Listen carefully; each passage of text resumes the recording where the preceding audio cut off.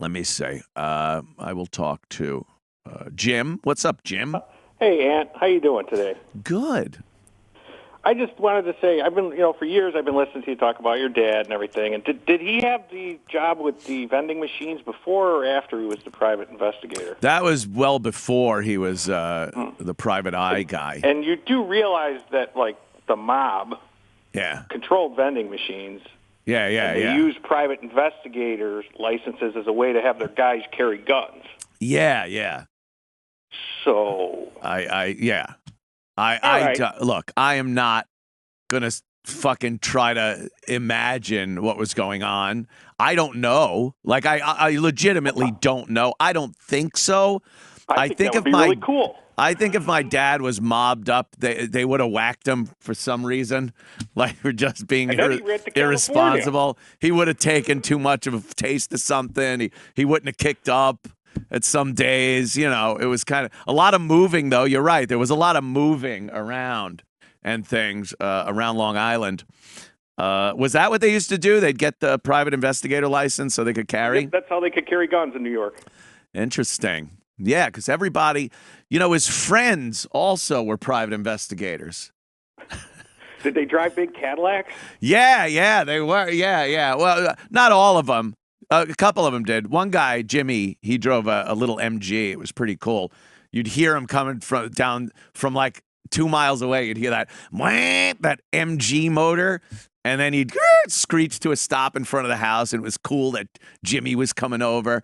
Well, me and my brother and sister loved Jimmy, and he'd come over, and him and my dad would have a lot of private conversations. Like I wouldn't talk. I wasn't usually allowed in the room when they spoke. Boy, you bring up a valid point I never even thought of. Well, him and Jimmy would be. If he was, that's awesome. If and he be like, wasn't, all right, go outside. Great to think he was. Go do something. What's that? I said, if he was, it's awesome. If he wasn't, it's great to think he was. Yeah, maybe. Jimmy was an Irish guy. He wasn't Italian. Jimmy was Irish. Kind of like the guy from Goodfellas. Jimmy, I know. Jimmy. Yeah. It was a different last name, but he was, he was an Irish dude. A big guy, too. Like, you wouldn't fuck with Jimmy. He was a big guy. Oh, my God. This is hilarious. This is all hitting me now. Jimmy was missing a finger on one hand, and we always asked him what happened, and he said a rock fell on it when he was a kid. Jimmy was missing a finger. Dude. Well, dude, my dad literally fled New York State for California in the early 70s.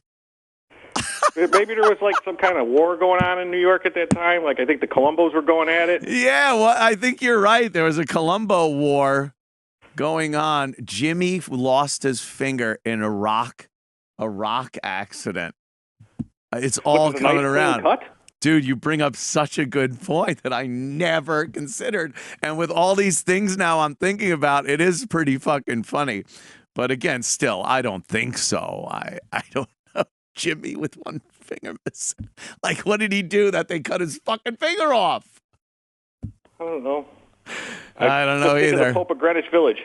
Yeah, they took my thumb, Charlie. Thank you, Jim, for putting that in my head. All right, well, have a good day. All right, have a good day. Yeah, that's our little bit. This was, I guess, us in witness protection.